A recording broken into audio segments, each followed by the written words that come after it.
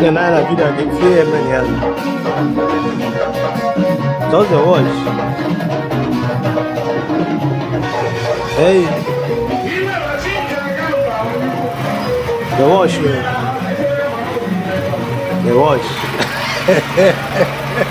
Happy no la no. Ike mmadụ apụtago penye ọdọ. Ife a ga na ya n'every corner nke Nigeria, every street, mana Lagos, every noise pollution. They don't know.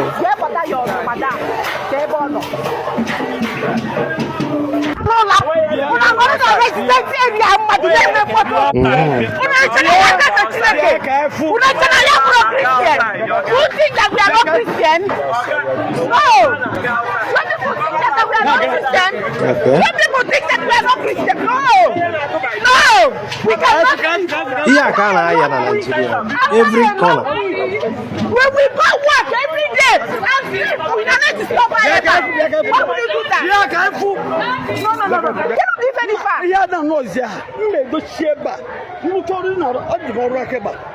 Ichere mgbe ịlụchara ya na ọ bụrụ na ichere ịlụcha ya bidozie ọrụ bidozie kpebe ekpere gị. Do you understand me? O suppose kwụsịgodo ife ọ na-eme ọrụchazi ife afọ ọkwakpuo dị sure na noise ọ na-eme n'ime ebe ahụ adapụta outside. Do you understand me? Ịmara na Anambra kịta na onye ọbụla ma mụnwa anyị na-asọpọtụ Gọvanọ Soludo nke ọ na-agba ndị omenala akwụsịgo vejezina na mmiri kwukwe na onye o nwetara ebe ọ na-achụ àjà n'ụzọ gbara ịnọ na aka na abụọ ya ahụ onye ahụ ofu aka anyị nchaghị na sọpọtụ nke afọ especially nke mmiri. Do you understand what I'm saying? Ọ bụrụ na mama ịghọta gị enwere ike ịnọ ebi ebe ọbụla ịnọ na be gị wee nara gị aja ihe enye ya sụọ ọhụụ n'ime mmiri. Ọ bụrụ na chi ọbụla ị na-ekpere nwere ike ịbịa na be gị bịa nara gị aja gị ya sụọ ha ebe ọbụla ọ nọ. Etu akwa ka ọ sọpozuru ị na-emekwa ebe ndị ụka nọ. Ịghọtago? Because anyị na-aba asọpọtụ Soludo na nke ọ na-eme ndị omenala mana onwere onye na-ekwu ekwuchi okwu ike maka ihe ndị ụka na-ewu noise pollution fa na-akọsụgharị every now and then. Matụcha ma microphone outside na-emegharị mkpọtụ everywhere. Fa chọrọ ịma na ụmụ akwụkwọ natara akwụkwọ na-agụ akwụkwọ ha chọrọ ịma na nwere nye anyị ahụ n'ogbe anụ. They don't want to know if fa maọbụ na ọ na-ekpere Jizọs fa and ikwukwala okwu criticize ya akpọ winch na ekpere fa na-ekpe na edistọb gị. Do you understand? Law a niile dịkwa na Nigeria nọ na anyị nwa just na-tolerate this kind of rubbish because in a workable society ma n'Asia ma n'Europe that is religion of going supposed to be your own personal something. Ị na-eme emebi ya na be gị etu akịta Asian country Catholic Church nọ n'Asia onwere ndị na-eme Corpus Christi outside. Mbọsị Corpus Christi unu na-agagharị na be anyị fa na-eme n'ime chọọchị ọ bụrụ na street ya na-eji nke gị na-emebi nke ndị ọzọ.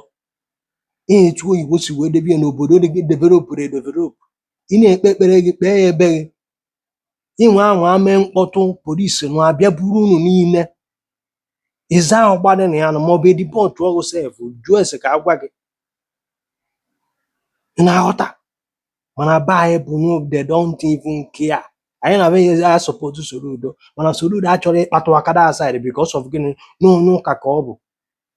Agwago ndị omenala fa kwụsịsị ịpụta outside bịa chụọ aja mana achọrọ ịgwa ndị Roman Catholic fa kwụsịkwa na ịpụta ime Corpus Christi because ọkwa the same public ihe na ka ọ bụ.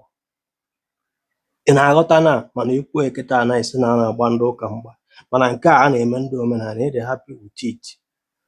Ịghọta na mụnwa believe na chi gị nwee power supposed ịzaga ebe ọbụla ịkpọrọ ya mama ịghọta enidoro ka ị bịa na mmiri ya bịa be gị na legod aja.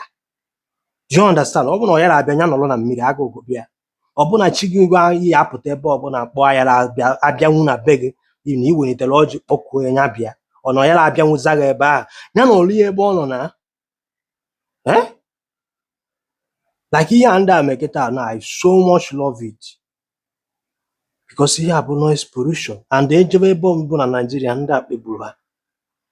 Do you understand me? Ya na anọ n'ogbe ndị mmadụ time eji awa abata afịa ndị jere ọrụ ụmụ akwụkwọ onye ọbụla debere isi ka o zuo ike ka o wee bidokwa echi niile ị na-eme mkpọtụ na-disturb people si na ị na-ekpere chi gị ahụ ọ dara ogbe ntị chiri ọ naghị anụzi ekpere gị. nke niile na-ekpe muntu ye to ye ọ na-anụ ya ọ zabelọghị ya